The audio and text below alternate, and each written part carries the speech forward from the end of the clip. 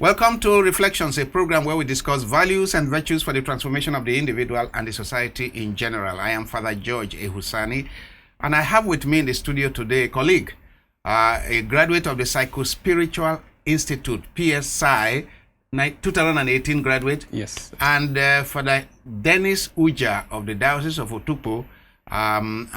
He has set up a center called Center for Integral Human Development. And tell us what you have been up to since you graduated from the Psycho-Spiritual Institute as a psycho-spiritual therapist, right? Yes, Father. Yeah, so tell us what we have been up to. Great. Thank you very much, Father, and I'm pleased to be here. In 2018, on my graduation from the Psycho-Spiritual Institute, my bishop mandated that I moved to Agatu, a place in central Nigeria, Benue State, the Diocese of Otukpo, where I'm from, and asked that we set up a center to help manage trauma issues. And the trauma issues were because of concerns amidst a group of people they call the Agatu people. The Agatu people are a tribe within the central Nigeria, the Benue South of Nigeria. I'm told that Agatu is not only Benue, but also Nasarawa. Yes, we have them in Nasarawa and in Benue. Okay. And incidentally, they were attacked, or they were victims of the herder-farmer clashes between 2013 and 2016. The attacks are still on even till this day, but not as violent as they used to be in the past. And they lost a lot of their members. A lot of lives, a lot of property, villages were displaced completely. Farms were sacked. Farms and entire communities were sacked and ravaged, houses burnt down. Until this day, many have not recovered. Of course, the impact is enormous. Enormous, exactly. And the mandate to set up a center within Agatu was an initiative of the diocese. And as a result, on my return from the PSI program in Nairobi, we sprang into action and got in there, designed, first of all, a theoretical framework regarding what the center would address. Yes. We had to do a needs assessment, and we realized that most of their concerns in their own understanding was about properties that had been lost and anxiety issues, whether the attacks would still continue as badly as they were. Somehow, we now began sensitizing them on the real issues that there are, which is the trauma, the anxiety from what they had experienced. They were concerned about the material loss. Disregarding... They didn't know exactly what traumas they were carrying. Absolutely, absolutely. And so those were the things we identified. Unfortunately, the situation took a different turn, because when the onslaught from external aggressors reduced, the people turned in on themselves. Oh. The Agatu people.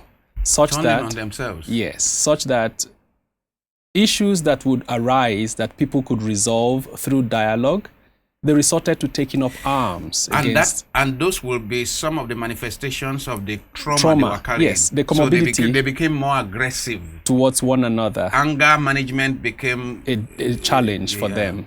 So because the comorbidity of trauma is such that a traumatized person, without knowing, could relieve the experience by harming and hurting another. And even do self-harm. We say hurt people hurt others. Absolutely.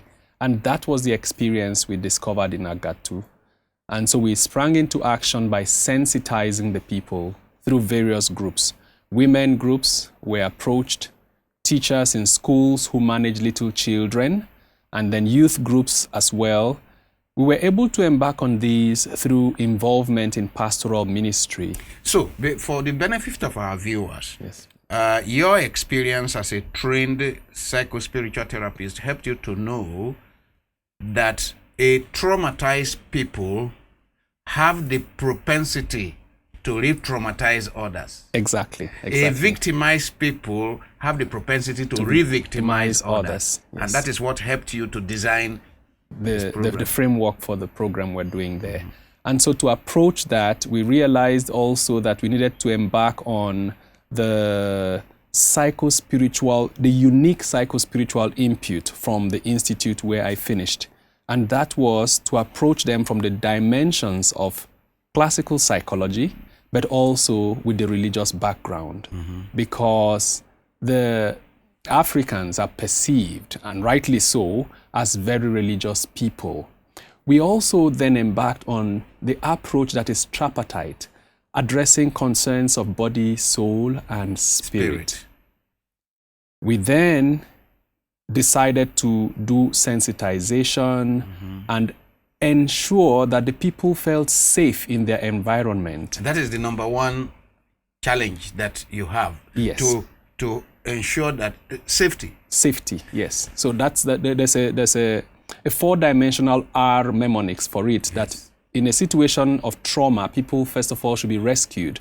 So we made them feel safe by advocacies with government agencies, and then civil society organizations, security agencies. Yes. And then attention was called today, by the grace of God, not necessarily through our interventions, but there are military formations right in Agatu today. And then we also realized that basic needs for the people, bodily needs of food, clothing, shelter, was also a necessity. After ensuring safety, the next is the social stability, needs, the social needs, immediate needs of the people. Exactly. And so those were also addressed, and we are still addressing till this day, because recently they had flood issues around there. And so with that, we then started the sensitizations proper. At that point, we got their attention. They now knew that we had something to offer, making them feel safe. The first presentations when encountering a person in therapy that we found were anxiety issues. Correct. Unfortunately, many of them don't even realize that the concerns of high blood pressure and hypertensions that they face medically would have been linked to their trauma experiences. Linked to their trauma experience. Yes, because many relieve these experiences in form of dreams and all that. We also identified substance abuse, because the manifestations of trauma would be, in some situations, numbness, emotional numbness. And to benumb withdrawal. Yes. And so to benumb the fears, to benumb the anxieties for some others, they took to stop substances. They need substances. Or they think they need substances. Exactly. So in taking to substances, they try to suppress their anxieties and their fears. That we also tried to intervene by liaising with some psychiatric groups.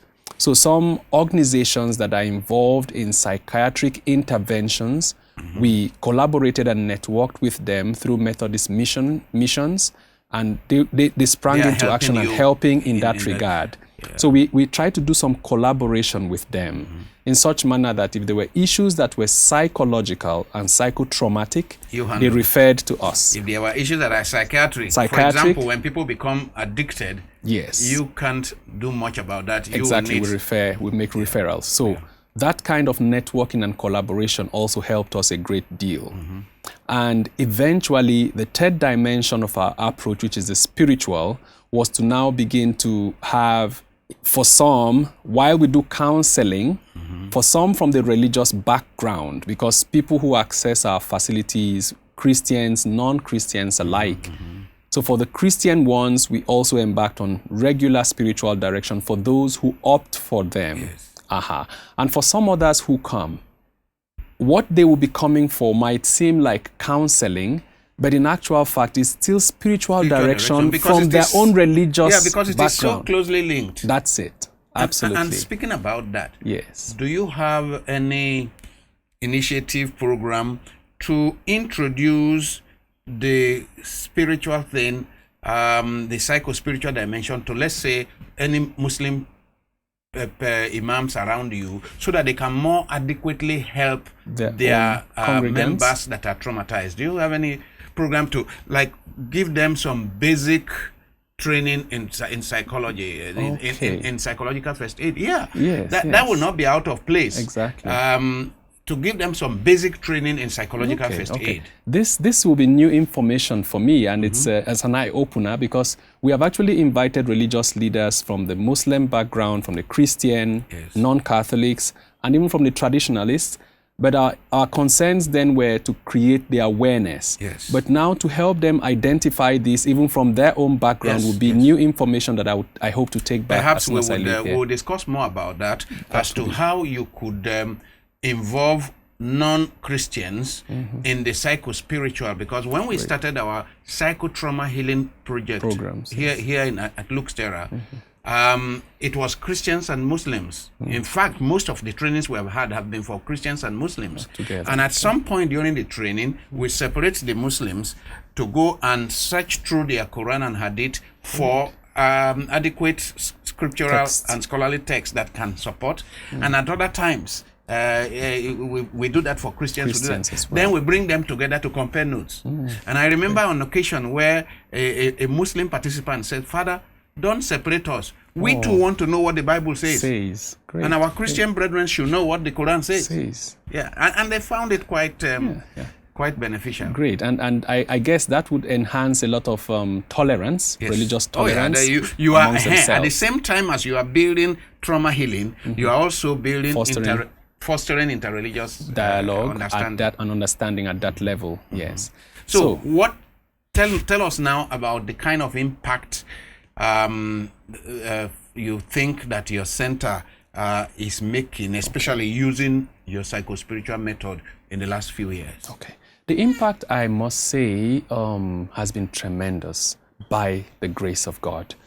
Tremendous in the sense that it has gone beyond addressing the needs of individuals who approach the center, and to a large extent is helping the entire community to... It has community impact. Community impact. That is enabling them to attain some level of peace and tolerance even amongst themselves. Because the fact of bringing people together for programs at the center, psycho-spiritual programs, sensitizations and advocacy, enables brother and brother who hitherto had been at war to sit and look at themselves eyeball to eyeball, and it helps douse certain tensions. Some of the things we embarked upon was also to create opportunities for people to be linked to basic education, which is a huge, the area there's a deficiency. A deficiency there. So it's a disadvantaged area, and so for some, we have been able to ensure that basic primary education is provided. For some others, we also were able to network with organizations who helped support them educationally at secondary school level, and some others also learned some skills. Some who were not attuned to formal education were able to learn some skills. Beyond psychotrauma healing, all this social support, economic empowerment is also part of your integral yes, because we were conscious of that if the human person has a means of sustenance, he would think less of crime. If the human person, the human being feels frustrated, he kind of looks at everyone else and every situation around him with suspicion that his brother, his neighbor might be the cause of his setback. And so that was part of what made us embark also on that social dimension. So specifically on psychotrauma healing now, and psychological care in general, would you say that the people of Agatu, and especially the specific area you work, are becoming more aware of their need for psychological care, not just economic empowerment? Yes. Today I can say that to a large extent they are more aware, more enlightened with relation to the need for psychological care, because weekly we find people enrolling and coming to seek help by way of just coming to talk to someone, which in the past wasn't there. If in the past they came to you, they would have been coming to request strictly for prayers against enemies, prayers for some material prosperity and all of that. But today they come now and they say, I have some needs that I want to onboarding. I want to onboarding certain things, and I seek help. The way it's put, it's as though you were going to give them the exact way forward. But what we realized through the inputs and the interventions we make were that opportunities were limited to them. And so from basic psychoeducation, people were enabled to think of other options. I mean, the whole area of CBT. CBT, exactly, that's it. How a lot of people, the thinking is the problem. Exactly.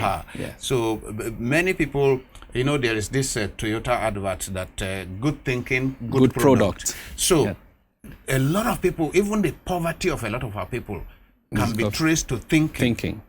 So when you do cognitive behavioral therapy with them, you help them, it empowers people a lot to know that they can take a perspective. There are options. Exactly. When our people say, oh, there's nothing I could do, no, I have no choice. You have a choice. Yes.